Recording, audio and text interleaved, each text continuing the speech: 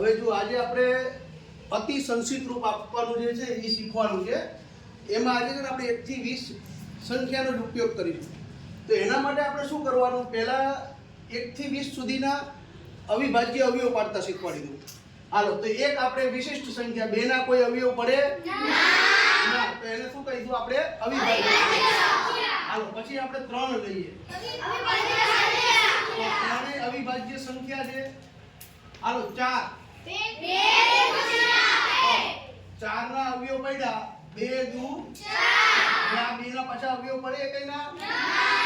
બરાબર. હવે આપણે 5 લઈએ. હાલો, તો 5 ને શું કહીશું આપણે? અવિભાજ્ય સંખ્યા.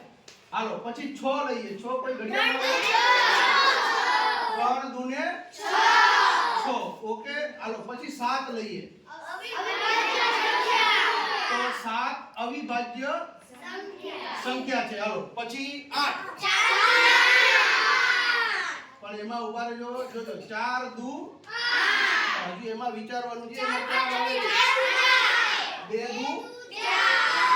દુ 4. અને આ ગુણાકારના 2 તો લખવાના જ છે. એટલે 8 ના અવિભાજ્ય અવયવ આવા પડ્યા. ખ્યાલ આવી ગયો બધાને? હવે આપણે 9 લઈએ. હાલો, 3 તેરી 9. પછી આપણે 10 લઈશું. 5 દુ 10. હવે એમાં 5 અને 2 ના કોઈના આગળ અવિભાજ્ય અવયવ લાગે, પોતે જ અવિભાજ્ય અવયવ છે. પછી આપણે 11 લઈએ. હાલો, તો 11 થી કેવી છે? અવિભાજ્ય સંખ્યા. કોઈ અવયવ પડતા નથી. હવે આપણે 12 લઈશું. 6 દુ 12. તો 6 દુ 12. હજુ ઉભા રહેજો. એમાં પાછા કોકના પડે છે. કોના પડે છે? 6 ના પડે છે. 3 દુ 6. એને ગુણ્યા 2 એટલે 12 ના અવિભાજ્ય અવયવ આવા પડ્યા. ખ્યાલ આવ્યો? ત્યાર પછી આપણે 13 લઈશું. તો 13 છે અવિભાજ્ય સંખ્યા. 14 લઈશું. હાલો, 7 દુ 14. હાલો, પછી લઈએ આપણે 15. 3 પંચા 3 કે 5 ના આગળ અવયવ પડતા નથી. 2 અવિભાજ્ય સંખ્યા છે. પછી આપણે 16 લઈશું. હાલો, 8 દુ 16. હાલો, એમાં કોના અવયવ પડે? 4 દુ 8. પૂરા કે હજુ આગળ પડશે? 4 ના પડશે. 2 પછી 2 આ 16 ના પડી ગયા. હાલો, 17 લઈએ.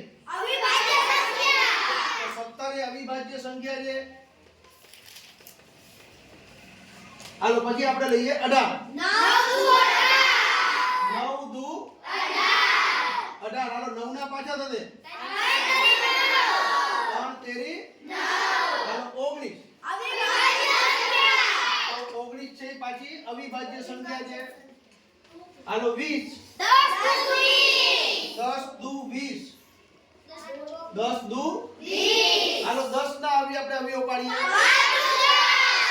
5 દુ 10. એને ગુણ્યા 2. તો આપણે આ 1 થી 20 ના બધાના અવિભાજ્ય અવયવ પાડ્યા. હવે આપણે 1 થી 20 ના જે અંક છે ને એમાંથી જ અપૂર્ણાંક બનાવવાના છે. તો એના કોઈ બી આપણે સંખ્યાનો અપૂર્ણાંક બનાવીએ. માની લો કે આપણે 8 ના છેદમાં 12 લીધા. આવો દાખલો પરીક્ષામાં આવશે અને અતિ સંક્ષિપ્ત રૂપ આપો. અત્યારે નાનો લઈએ છે, પછી મોટો લઈએ છે.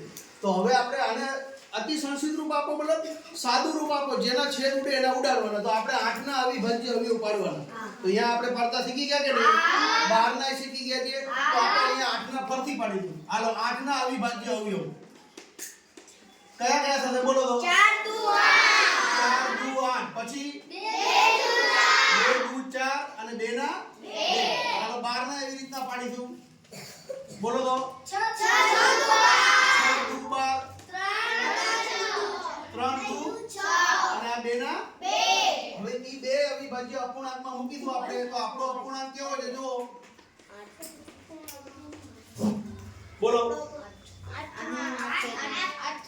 8 ના છેદમાં 12. હાલો, હવે 8 ના જગ્યાએ એના અવિભાજ્ય અવયવ લખો.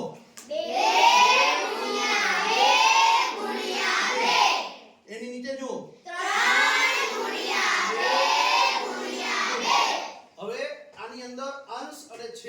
ત્રણમાંથી જે સરખી સંખ્યા હોય એને ઉડાડવાની છે, સરખાને જ ઉડાડવાના ઉપર નીચે, બરાબર? તો જો એક આ 2 ઉડી ગયા, બીજા હવે શું વધ્યું? 2/3. તો આ એકદમ એનું સરળ રૂપ આવી ગયું. ખ્યાલ આવે ને? ત્યાર પછી આપણે બીજો એક દાખલો બનાવીશું આ રીતના. એની અંદર જો આપણે ઓલામાંથી હું લઉં છું 16/20. હાલો આ દાખલો તમારે ગણવાનો છે. કરો ચાલુ.